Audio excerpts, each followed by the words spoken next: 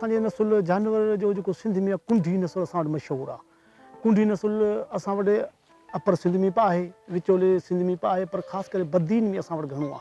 बद्दीन में जेको बि जानवर आहे हुनजो नसुल तमामु भलो।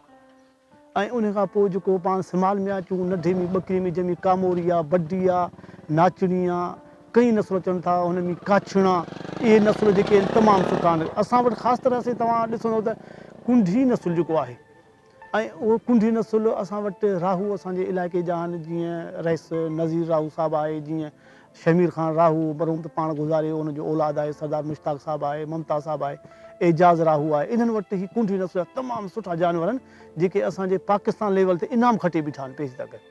लाहौर में कुझु वक़्तु पहिरीं जॾहिं सदर इसा ख़ान हुयो, सदर हुयो, उन टाइम ते असांजे इलाइक़े जो सरदार मुश्ताक राहू जी मेंह उते इनाम खटी आई, जंहिं 39 किलो खीरु ॾिनो, मिल्क ॾिनो।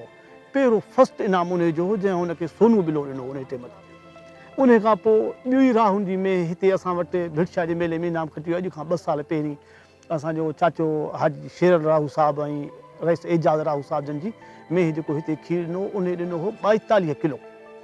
उन फस्ट इनाम हिते खटियो हो। पोइ वरी इन खां पोइ जेको मेलो थियो उन में बि राहुनि जी में इनाम खटियो। उनजो थोरो मूंखे याददाश्त न आहे, पर हिते असांजो हिकिड़ो सेमिनार लॻो हो मथे बाईपास ते, उहा बि कुंडी नसुल जी मेंह हुई जंहिं इनाम खटियो। पोइ उन में ॿियनि में को घटि ॾिनो, हिकिड़ी में 38 किलो ॾिनो, उहा बि राहुनि जी मेंह। नसुल वधि में वधि असांजे सिंध में तव्हां ॻोल्हींदा त हिकिड़ो मीरजत आहे टंडे आदम जो, हिकिड़ी में उन वटि भलियूं आहिनि, हिकिड़ी मेंहियूं असांजे राहुनि वटि भलियूं आहिनि, हिकिड़ी मेंहियूं बद्दीन में सहता आहिनि, उन्हनि वटि भलियूं आहिनि जंहिंजा नसुल आहिनि। ॿकरियूं जेके आहिनि कामोरियूं आहिनि, इहो बि हिकिड़ो पोड़ो सते नाले आहे, तमामु भलियूं, जंहिं बि मेले में ईंदो आहे पहिरीं फस्ट उन जो हूंदो आहे, बड्डियूं बि अथसि, कामोरियूं बि अथसि उन वटि। त उहे नसुल जेके असांजा आहिनि, असांखे उहे कीअं करणा पवंदा, छा करणा पवंदा, उन लाइ इहो आहे त हुनजो बचो फर जेको बि थिए हुनजी वॾी हिफ़ाज़त करणी पए, जीअं असीं पंहिंजे औलाद जी कयूं। असांखे नसुल वधाइण लाइ अहिड़ियूं शयूं असांजे सिंध जे लाइ लाज़मी आहिनि। अॼुकल्ह दौर अहिड़ो आहे जो नसुल ते घणो ज़ोर कोन्हे, पर शौक़ीन अॼु बि उहे मौजूदु आहिनि। तव्हां उन्हनि वटि हलंदव त हिकिड़ी हिकिड़ी ॿकरी हुननि जी 35 लख, 38 लख, 50 लख में विकामजे थी। छाजे करे जो नसुल आहे, नसुल जे हिसाब सां शइ विकामजंदी। ऐं मेंहियूं जेके आहिनि असांजे राहुनि जूं आहिनि, से बि तव्हां ॾिसंदव केॾी महिल कोई अहिड़ो प्रोग्राम थी वियो त कराईंदासीं त उन मेंहुनि खे बि तव्हां ॾिसंदव त मेंह हिकिड़ी हिकिड़ी हुनजी 35, 40, 50 लख में वञे थी। छा नसुल आहे, हिकिड़ो मिल्क जो, ॿियो ख़ूबसूरतीअ जो, ॿई शयूं उन माण्हुनि में जानवरनि में आहिनि। उहे ॿई शयूं जॾहिं कामयाबु थींदियूं आहिनि तॾहिं उहो नसुल थींदो आहे। नसुल ख़ासि करे तव्हां ॾिसंदव पाॾे खां थींदो आहे।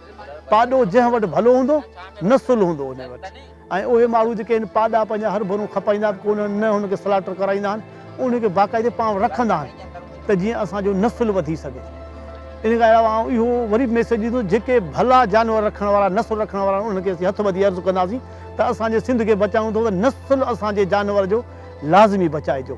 ईअं न त असांजो नसुल जे वियो जो त असांजी सिंध जेका आहे मशहूरु जानवर जे हिसाब सां उन सां आहे जो कुंडीअ जे मशहूरु नाले सां आहे। पंजाब जो जानवर बि आहे, पर असांजे सिंध जो जानवर जो कुंडी नसुल आहे, हर जानवर खां मथे आहे। ऐं इहो आख़िरी में साईं जन खे मैसेज ॾींदुसि त बराए महिरबानी जेको बि जानवर तव्हां वटि आहे इन जो नसुल करायो, ऐं ॿिए घर ॻोठनि पासे वारनि खे वीचारनि खे उन्हनि खे बि पाॾा ॾियो त उन्हनि जूं हल्कियूं जानवर जेके आहिनि उहे बि नसुल कराइनि, त उन मां क्रास थी करे कॾहिं उहे नसुल थी असांजे सिंध जो जेको आहे सो मथे निशान ज़ाहिर कनि। ऐं असांजी सिंध जेका कर खणी बीहे, असांजी सिंध में जेके बि जानवर आहिनि बाक़ाइदे जीअं सिंध आहे ईअं असांजा जानवर